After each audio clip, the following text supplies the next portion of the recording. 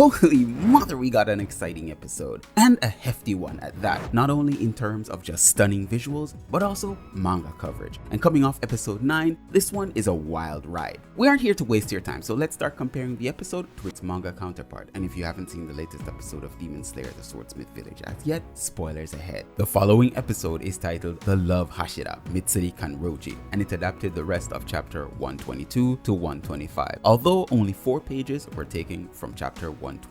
Mitsuri showcases why she is the Love Hashira, and I love it. See my play on words there? And our heroes now try to kill the Fear clone. So let's see what's been adapted and what's been tossed aside like an unwanted bride. The episode starts out by giving us the final sequences that we saw in the last episode with a combination of both her first and second attack. After that, we would get the title card, The Love Hashira, Mitsuri Kanroji. Then we jump back into manga content with the demon insulting the Hashira, and believe it or not, they would start arguing. Well, somewhat. I really love the face that Mitsuri makes here. It's so within character for her. But before long, the demon has had enough and launches a double whammy, lightning and sound. One thing he didn't count on though is that she would be strong enough to not only dodge but counter. She cuts through the attack itself in spectacular awe, and that would be the end of chapter 122. Chapter 123, titled Mitsuri Kanroji's Memories, starts out with us learning more about Mitsuri's blade. Just so you know, her techniques are much faster than Tengen's, and you've seen his moves, so you know it's nothing to be scoffed at. As per usual, I'll be plugging my own video for you to learn more about Mitsuri's blade. I'll leave a link in the description and I'll probably pin it too. That's if I don't forget. Please watch and don't worry, there won't be any spoilers. In the manga, we hear our disembodied narrator tell us more about Mitsuri's blade. But in the anime, it was Tanjiro that gave us this exposition though. Anyways, she now shows off her incredible speed and power, showing that she can contend with the hatred demon toe to toe. The demon realizes that he can't just kill her outright with straightforward attacks. He will have to come up with something new. So he activates his demon blood art, expanding the amount of dragons and lashing out. During this attack, we get a short sequence of Tanjiro seeing the Fear clone, basically leaving the fight to hide. And oh my god, it was short but very beautifully animated. When we get back into it, we get a very beautifully animated scene of Mitsuri running. Mitsuri, though shocked, didn't lose a step and countered with her love-breathing 5th form. Again, amazing to look at and visually appealing in every way. She then closes the gap, wrapping her sword around his neck to move in for the kill, but Tanjiro warns her this isn't the real body, so cutting off his head does nothing. She made a mistake, and the hatred demon now uses Yurogi's scream. She takes the hit point blank. This can't be good. It's a far more powerful attack than normal, which incapacitates her. Tanjiro shouts for her, and Nezuko and Genya start moving. With a scream of this magnitude, it would normally shatter a regular human's body, but because of her unique constitution, she withstood the attack. Though not without injury. The demon would attack, and as per usual, her life flashes before her eyes. I see a lot of people putting a lot of hate on the flashbacks of Demon Slayer, saying that it's too much, and I must admit it is a lot to take in.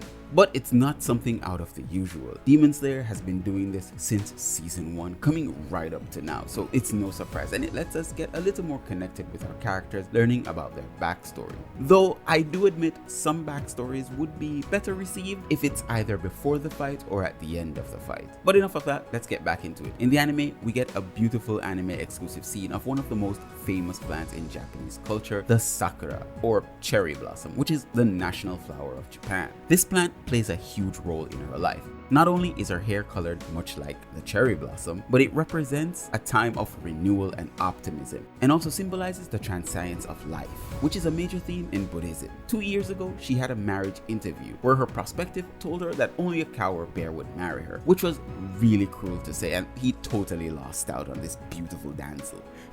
Well, maybe I shouldn't call her a damsel, but who would refuse this beautiful woman? Just like Muichiro's story, she would also be the narrator of her own past. We would skip these panels explaining her muscle density, though we would get somewhat of an explanation from her father, who gives us an exposition dump a little later in the scene. Instead, we would get an anime exclusive scene of her and her father playing. Now, a few things to note here, as her past has been changed slightly in the manga as compared to the anime. In the manga, we only see her parents' faces in one panel, which is on chapter 124, and only her mother was present in one panel of chapter 123, which we're on now. As thus, their budding relationship was never reflected in the manga, which made it seem as if they had been ashamed of her or absent in her life. And oh yeah, She has her father's moles and her mother's eyes. Funny enough, the dad's eyes was never been shown open. I speculate that his eyes are brown, and if you've been paying attention to the episode, you can see why. Let me know in the comments below what color her father's eyes would be and why. When she was just 14 months old, she tried to help her mother by lifting a boulder which weighed 33 pounds. Her mom, who was usually calm and reserved, was shocked for the first time in her life. It's to note that her hair was black hair and in the previous scene. However, it's only when she's shown eating at a diner that her hair color was changed. At the end of the episode, we get a Taisho era secret that explains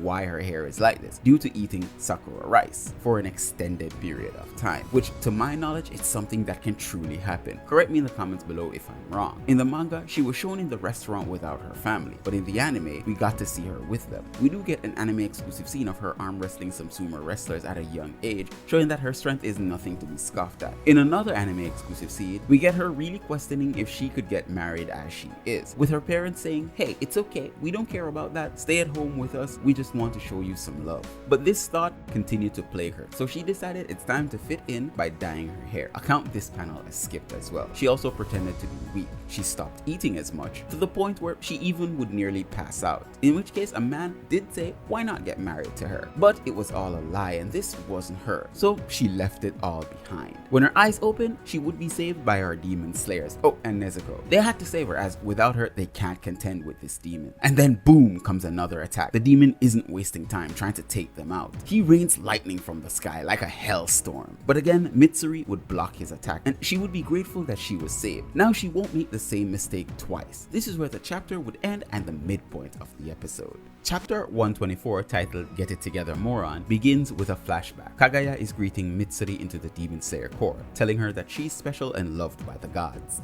She mustn't let the cruel words of humans get her down, as they are just jealous of her talent and abilities. She starts thanking him and all the people that helped her, her parents, the Kakashi, and we even get an anime exclusive scene of her saving a mother and a son from a demon. Oh, and other demon slayers as well. She even thanks Iguro, who gave her the striped socks she wears. Aw, Mitsuri has a boyfriend, that's kinda cute. Why can't he be just as nice as her though? In the manga, this was only one panel, but the anime expanded on this a little bit, with him telling her that, hey, if they get ripped, I'll just buy you new ones. And this gives her the resolve that she needs. She's done hiding her strength in fear that people will call her a monster, and she will do her duty as a Hashira and protect these kids. So she launches another full-on assault to the hatred demon, and in tow, the demon launches an attack as well. And oh my god, her attacks are so fast, and this scene was amazingly done. And by the way, you probably hear me say that a million times during this review. In the manga, while Mitsuri was fighting the demon, Tanjiro and the gang left to find its main body, but in the anime, it was her that told them to find the demon's main body. Mitsuri isn't giving up. She should not only attack faster, but get her heart rate up to be able to keep up with this demon. While that's happening,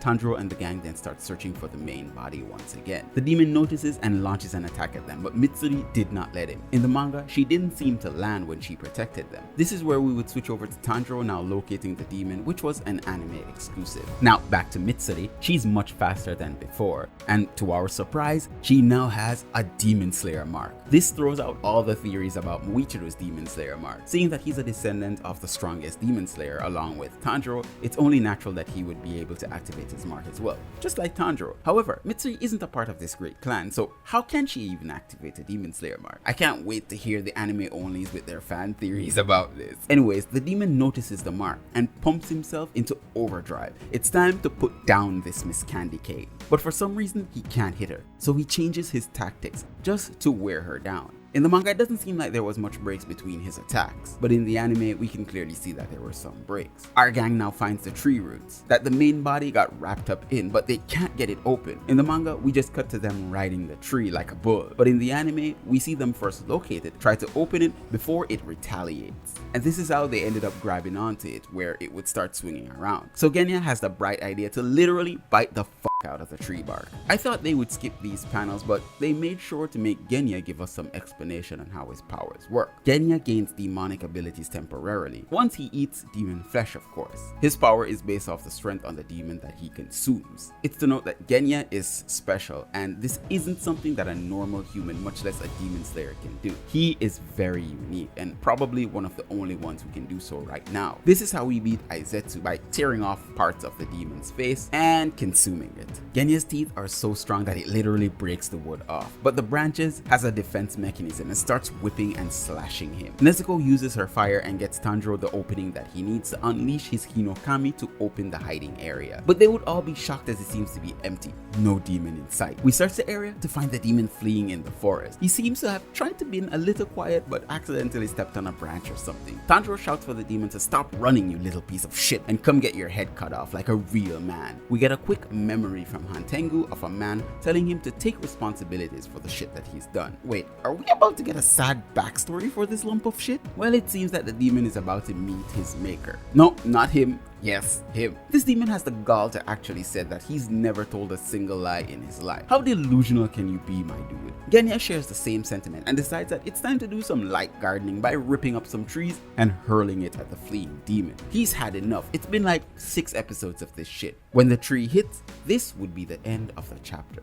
Chapter 125, titled Dawn Approaches, begins where we left off with Genya hurling a tree. I want to deviate for a little bit and take a look at this beautiful cover page. It presents us with the current situation. Mitsuri is battling the demon. She can't last forever. Tanjiro and the guys need to kill this demon as quickly as possible before it escapes. The colors are so bright and cool, and at the same time on the bottom left, we see the cover for volume 12 of Demon Slayer, which includes chapter 98, Gathering of the Upper Ranks, to 106, Enemy Attack, when Hantengu and Yoko would attack the Swordsmith village. But anyways, back into it. Without skipping a beat, once a tree hits and the demon startles, Nezuko leaps into the fray. This is where the episode would end, and yes, there is more to the manga, but again, we will save that for the next episode. This episode was pretty good. If you saw my post about it, you'll know that, hey, I liked it. And even Twitter went crazy seeing these visuals. And we have 2 people to thank for that. The storyboard and newcomer episode director, Yuji Shimizu. Thank you for an amazingly balanced episode. And then we have Hironori Tanaka, a freelance key animation artist who worked hard on bringing us this episode of Mitsuri's love breathing right to the forefront. For me, this episode was much better than the last. It came very close to getting, say, a high 9, maybe 10. The flashbacks didn't overstay their welcome. They were beautiful and the action was not lacking at all. Next week's episode is said to be a beefy one, so take note, it may take a little longer to get that episode out than usual, probably twice as long. But anyways, let's get to the numbers. Demon Slayer, The Swordsmith Village, episode 10, titled The Love Hashira Mitsuri Kanroji, covered 4 manga chapters. Each chapter would have an average of 10 pages, adding up to 43. Each of these pages would have an average of 37 panels, adding up to 149, with 5 of those being unique or not adapted, which means that only 144 panels were adapted. This would mean that across all 4 chapters, 96.65% were covered. Let me know in the comments below what you thought of this episode and leave me a like on your way out. If you haven't subscribed as yet, please do. It really helps out the channel. I've been your host, Kyle. Thanks again for joining. Peace out and stay safe out there, V Nation. Bye.